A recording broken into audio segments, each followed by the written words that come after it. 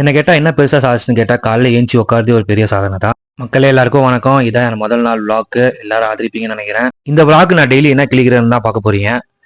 Breakfast முடிச்சாச்சு, காஃபியும் போட்டாச்சு. அதுக்கப்புறம் அதை 4 வாங்கி போட்டு நல்லா மென்னு மென்னு அடிச்சு முடிச்சாச்சு.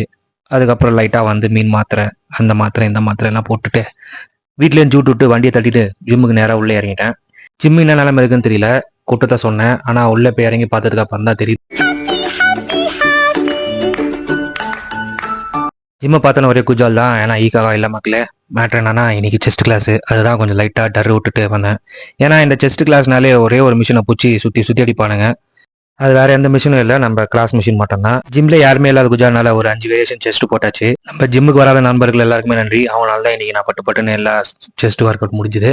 அங்கேருந்து அப்படியே சிக்கன் கடைக்கு போயிட்டு சிக்கனை வாங்கிட்டு ஃப்ரூட்ஸ் கொஞ்சம் வாங்கிட்டு அப்படியே கொஞ்சம் காய்கறியை தட்டிட்டு லஞ்சுக்கு இறங்கிட்டேன். சிக்கன் மேரினேட் பண்ணி ரைஸ் மாதிரி பண்ணிட்டு சிக்கனை வச்சுட்டு உள்ள தள்ளிட்டேன். அதுக்கப்புறம் கொஞ்சம் லைட்டா பசிச்ச காரணத்துல பைனாப்பிள் கொஞ்சம் அறுத்து அதையும் உள்ள தள்ளிட்டேன். அது கரெக்டா இரவு ஒன்று தான் எக் பூஜ்ஜியம் சப்பாத்தி.